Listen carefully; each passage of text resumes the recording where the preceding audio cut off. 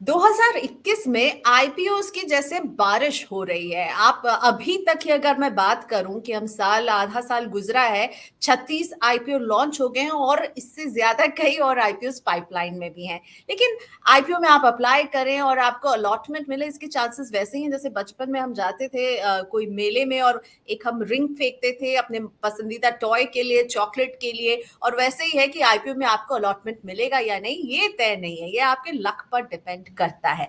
लेकिन ईडलवाइज ये इंश्योर कर रही है कि आप आईपीओ में अगर निवेश करना चाहते हैं, आप केवल लिस्टिंग गेन के लिए नहीं बल्कि आईपीओ में निवेश करना चाहते हैं, कंपनी पर विश्वास रखते हैं, तो आप उनके एक फंड के जरिए ये कर सकते हैं और इसका नाम है Edelweiss recently listed IPO fund. इस फंड को समझते हैं क्योंकि ये एक क्लोज एंडेड फंड पहले जो था ईडलवाइज का मेडन अपॉर्चुनिटीज फंड, वो उसके बाद इसका एक्सटेंशन ये फंड है। इस फंड को समझाने के लिए मेरे साथ हैं ईडलवाइज की CEO Radhika Gupta. Hi Radhika, thank you so much money 9 में आने के लिए। तो आईपीओ की बारिश में ईडलवाइज बिल्कुल पीछे नहीं छूटना चाहता था, लेकिन आप बहुत एक यूनिक प्रोपोजिशन लेकर आई हैं। तो बताइए ये रिसेंटली लिस्टेड आईपीओ फंड क्या खास है, क्या अलग दे रहा है?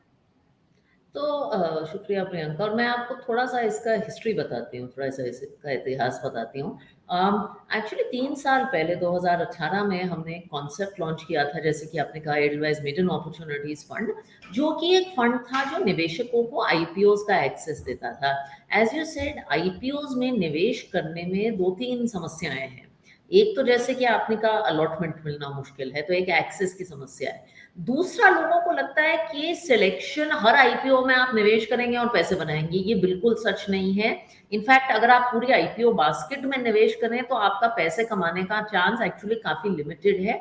सिलेक्शन बहुत जरूरी है आईपीओ में। कंपनी, सही कंपनी को चुनना बहुत जरूरी है। और तीसरा, एक पोस्ट लिस्टिंग डे गेन का इशू है। तो निवेशक आमतौर से उसको आईपीओ के बाद लिस्टिंग डे गेन्स के लिए खेलते हैं, जबकि हमने देखा है अपने डेटा में कि अगर आप होल्ड करें तो काफी आपको अच्छे पैसे बनने की अपॉर्चुनिटी है। तो ये तीनों इश्यूज के बेसिस पे ये मेडन अपॉर्चुनिटीज फंड, एक क्लोज्ड एंडेड फंड लॉन्च किया गया था। ये मैच्योर हो रहा था 2021 में। एंड हमें बहुत डिमांड आई एग्जिस्टिंग इन्वेस्टर्स से भी, लोगों से भी, कि ये कॉन्सेप्ट आप ओपन एंडेड कॉन्सेप्ट में क्यों ना लाएं। तो हमने उस पुराने फंड को कन्वर्ट कर दिया। वो सारे निवेशक अब ज्यादातर हमारे साथ जुड़े हैं, नए निवेशक आ रहे हैं। And it's new name is advise recently listed IPO fund, जो कि एक normal open ended mutual fund है जिसमें निवेशक को आईपीओ का एक्सेस मिल सकता है। तो राधिका, यानी कि ये जो अभी आईपीओ का जो फ्रेंजी है, इससे कोई लेना देना नहीं है। आप लोगों ने 2018 में ही इस तरह के फंड की शुरुआत कर दी थी।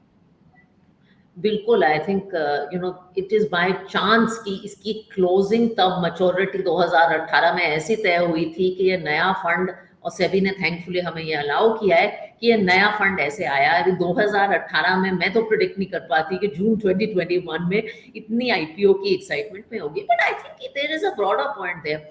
सी, इवन जून 18 में जब हमने ये लॉन्च किया था, फेब 18 में, तो हम कह रहे थे कि आईपीओ एक स्ट्रक्चरल अपॉर्चुनिटी है। और 18, 19, 20 में भी जहां आईपीओ मार्केट इतना रिच नहीं था, इस फंड का ट्रैक रिकॉर्ड एक्चुअली काफी अच्छा रहा है। What do you think Priyanka, is कि आईपीओ मार्केट बहुत सालों तक अच्छा रहेगा? क्योंकि पिछले डेकेड में इंडिया में प्राइवेट मार्केट्स में बहुत निवेश हुआ है। प्राइवेट इक्विटी ने बहुत कैपिटल डाला है इंडिया में। अब वो कैपिटल जाके एग्जिट कर रहा है, और वो एग्जिट आ रहा है आईपीओ मार्केट के माध्यम से। तो राधिका, जितने आईपीओ जिस जोर से आ रहे हैं, मतलब ये तो पता चल रहा है कि बहुत साल से, ये पिछले साल कुछ भी ऐसा एक्शन हमने नहीं देखा था। लेकिन ये बताइए, ये कहीं से चिंताजनक आपको नहीं लग रहा है? इनकी वैल्यूएशन को लेकर के फेयर वैल्यू पर है या नहीं है? साथ में लॉस मेकिंग कंपनीज अपने आईपीओ लेकर आ रही हैं, ये कहीं से भी थोड़ा सा वरिंग नहीं है? ओके, सो मैं इसमें दो बातें कहूंगी। एक तो, हम हर आईपीओ में निवेश नहीं करना चाहेंगे। हम हर आईपीओ का एडिक्वेट ड्यू डिलिजेंस करना चाहेंगे। IPO in itself is not a reason कि किसी को पैसा बनाने की जरूरत है। आईपीओ कंपनी की इवेंट में एक लाइफ में एक इवेंट है। एंड बहुत बार हमने देखा है, अगर हम 2006-7 का भी पीरियड देखें, ऐसी बहुत कंपनीज आई हैं जिनके ब्लॉकबस्टर आईपीओ आए हैं जो अभी आप पहचानेंगे भी नहीं। और ऐसी बहुत कंपनीज आई हैं, पेज इंडस्ट्रीज एक एग्जांपल है, जो लिस्टिंग पे 30% डाउन थी, लेकिन आज सब जानते हैं कि पेज इंडस्ट्रीज क्या है। तो हर कंपनी की ड्यू डिलिजेंस करना बहुत ज़रूरी है। अब आपने एक दूसरा क्वेश्चन रेज़ किया है जो लॉस मेकिंग कंपनीज़ का है। आई थिंक मैं किसी स्पेसिफिक कंपनी पे कमेंट नहीं करना चाहती। I think one of the things जो आईपीओ मार्केट में आ रहा है, नई नई इंडस्ट्रीज लिस्ट कर रही हैं। इंडिया एक बहुत इमर्जिंग मार्केट है। हमारे यहाँ सबसे बड़ी एक्सचेंज अभी तक लिस्टेड नहीं है, बहुत सारी रिटेल कंपनीज लिस्टेड नहीं है, बहुत सारी फाइनेंशियल टेक्नोलॉजीज कंपनीज लिस्टेड नहीं है। और जो टिपिकल मेट्रिक्स होते हैं कंपनीज को अंडरस्टैंड करने की, we grow up on a diet of companies जो कंसिस्टेंट कंपाउंडर्स थी, मैं जिन्हें कहती हूँ प्रॉफिटेबल थी, हाई रिटर्न ऑन इक्विटी, वो जो मेट्रिक्स हैं वो हमेशा इन कंपनीज में अप्लाई नहीं करते। तो हम भी सीख रहे हैं, हम भी चेक कर रहे हैं कि अलग अलग तरह की कंपनीज हैं, उन पे कैसे ड्यू डिलिजेंस करें, उनको कैसे समझें। इसका कोई ब्लैंकेट येस और नो आंसर नहीं। ओके, सो आपकी अब आते रिसेंटली लिस्टेड आईपीओ फंड पर, मुझे बताइए ये किस तरह से निवेश करेगा?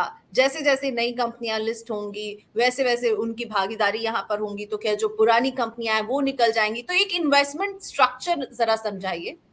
हाँ, और ये स्ट्रक्चर समझना बहुत ज़रूरी है। और मैं आपको थोड़ा बताऊँगी भी ये फंड रिटर्न भी कैसे जनरेट करता है। तो इस फंड का यूनिवर्स है पिछली 100 कंपनीज़ जो आईपीओ के लिए आई हैं, which is basically last 2-3 years of IPO. अब ये फंड निवेश कैसे कर सकता है?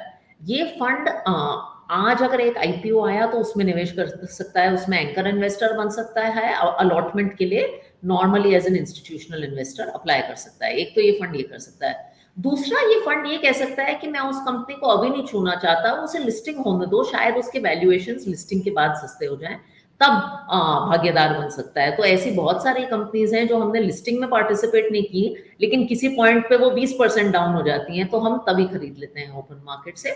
या कोई ऑलरेडी कंपनी हो जो पिछले 100 आईपीओ के यूनिवर्स में है, वो सस्ती हो गई है, ये वो ले सकता है। ये एक मिथ है कि ये फंड सिर्फ लिस्टिंग डे गेन्स का काम करता है। इनफैक्ट अगर आप इसके पिछले 3 साल का ट्रैक रिकॉर्ड देखें तो लिस्टिंग डे गेन्स एक बहुत छोटा हिस्सा है इसके रिटर्न्स का। अच्छी कंपनीज को सही टाइम पे लेना और होल्ड करना, वो ज्यादा इंपॉर्टेंट रहा है। ओके, अब कई सारे मल्टी कैप फंड्स हैं जो कि आईपीओ में इन्वेस्ट करती हैं, तो कोई Yeah. मल्टी कैप फंड की जगह आपके फंड को क्यों चुने? आई थिंक इसका रीजन बहुत सिंपल है, और मैं भी मल्टी कैप, फ्लेक्सी कैप ऐसे फंड्स चलाती हूँ। जो large cap multi cap funds हैं वो ये कंपनीज लेती हैं, लेकिन उनका अगर आप एवरेज एलोकेशन देखें to recently listed IPO companies is about 7 to 9% at best. And that is why you see, अगर इस फंड का अगर आप पोर्टफोलियो देखें और अगर आप अपने बाकी पोर्टफोलियोज देखें तो वो कंप्लीटली अलग होगा। तो ये फंड जेन्युइन डाइवर्सिफिकेशन है, क्योंकि multi cap companies, flexi cap companies का मैंडेट होता है जो बेंचमार्क है एनएसई 500, बीएसई 500, उसी के अराउंड उसे इन्वेस्ट करना पड़ता है। उसमें एक रिलायंस, इन्फोसिस, एचडीएफसी बैंक, ये डेफिनेटली एक लार्ज हिस्सा होंगे, because that is how those funds have to run. तो अगर आप as the easiest way to see is इसका पोर्टफोलियो देखिए और आप अपने मल्टी कैप फंड्स का तो पोर्टफोलियो इसमें देखिए। 80% के आसपास एलोकेशन रहेगा इसमें आईपीओज। 80% रहेगा रिसेंटली लिस्टेड आईपीओस का, एंड बाकी जो 20% है वो भी एचडीएफसी बैंक और इन्फोसिस में नहीं होगा। Not that there is anything wrong with these companies, we also hold them, but ये इस फंड के मैंडेट में नहीं है। वो 20% की फ्लेक्सिबिलिटी इसलिए है कि अगर कुछ रिसेंट 100 से 102 हो गया तो इमीडिएटली आपको चर्न करने की जरूरत ना पड़े। राइट, अब इसमें किसे निवेश करना चाहिए और इसके मुझे फ्लिप साइड भी बताइए, रिस्क क्या हो सकते हैं? ये बहुत ज़रूरी सवाल है। एक तो इस फंड में आप सिर्फ लिस्टिंग डे गेन्स या शॉर्ट टर्म पीरियड के लिए निवेश ना करिए। इनफैक्ट इस फंड का काफ़ी सख्त 6 महीने का एग्जिट लोड है, जिससे कि लोग इसको एक शॉर्ट टर्म अपॉर्चुनिटी की तरह ना देखें। It is a fund which will have reasonable amount of mid and small cap, और ये न्यू एज कंपनीज हैं, तो ये वॉलेटाइल होंगी। ये आपके लार्ज कैप फंड से ज़्यादा वॉलेटाइल होगा। इट विल वॉलेटिलिटी इसकी मिड कैप फंड के अराउंड होगी। तो आप इसमें लंबे समय का निवेश करिए, 5 से 7 साल का निवेश करिए, और ये कोर एलोकेशन नहीं हो सकता, ये एक थीमेटिक एलोकेशन की तरह आप देखिए। ये बहुत जरूरी है, नहीं तो आप गलत एक्सपेक्टेशंस के साथ आएंगे, बिकॉज ये ऐसा भी हो सकता है ये फंड 20% डाउन भी हो सकता है। राइट, तो एग्जिट लोड जैसा कि बताया अभी राधिका ने 2% का है इसमें, अगर आप 6 महीने के पहले निकलते हैं। इसमें मिनिमम इन्वेस्टमेंट आप लोगों ने एक फिक्स की है 5,000 रुपए की। इसके पीछे क्या सोच रही, क्यों ऐसा किया है आपने कि मिनिमम 5,000 का ही निवेश होना चाहिए? ये हमारे ज़्यादातर इक्विटी फंड्स का कॉपी है in terms of minimum investment amount, और हमें लगता है ये बहुत लोगों के लिए एक्सेसिबल भी है। तो आइडिया वाज कि फंड को एक्सेसिबल बनाएं और बाकी हमारे फंड्स की तरह ये पैरिटी में है। बट आई थिंक एक निवेशक के लिए बहुत अच्छा है कि 5,000 रुपए के निवेश में आपको 30 से 40 रिसेंटली लिस्टेड कंपनीज का एक्सपोजर मिल जाता है। राइट, एंड आपके अलावा कोई भी अभी इस स्पेस में कोई कंपनी नहीं है जो इस तरह का एक फंड लाती है जो रिसेंटली लिस्टेड आईपीओ को कवर कर रहा हो? हाँ, I think this is the only one in this space, तो हमें बहुत सो यू खुशी हैव है। No competition here? Not yet, and I'm very happy कि it's a first time concept. I think Edelweiss AMC ने काफी first time चीजें की हैं, तो ये एक और first time होगा हमारे लिए। ओके, तो इसमें निवेश करने वालों की तरफ से कोई कोई राधिका की सलाह, कोई मंत्र जो इसमें निवेश करना चाहते हैं? तो एक्चुअली मैं खुद इसमें एनएफओ के टाइम से निवेशक हूँ personally also, and I haven't I have continued to be an investor.